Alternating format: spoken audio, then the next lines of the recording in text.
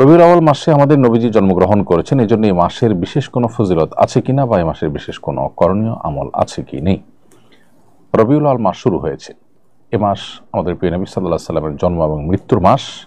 বিশুদ্ধ মত অনুযায়ী এই মাসেই তিনি জন্মগ্রহণ করেছেন এবং এই মাসেই তার মৃত্যু হয়েছে।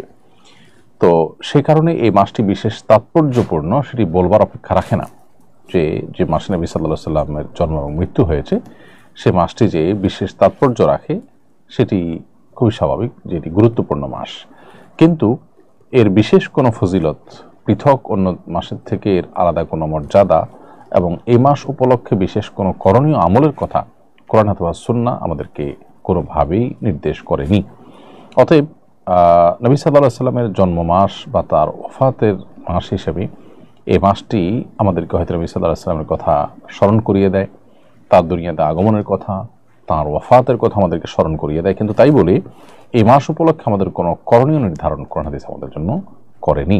সেই জায়গা থেকে আমাদের এই মাসকে কেন্দ্র করে নিজেরা কোনো আমল বানিয়ে নিলে সেটি বরং বেদাতে পর্যবসিত হতে পারে, সেদিকটা আমাদের খেয়াল রাখতে হবে।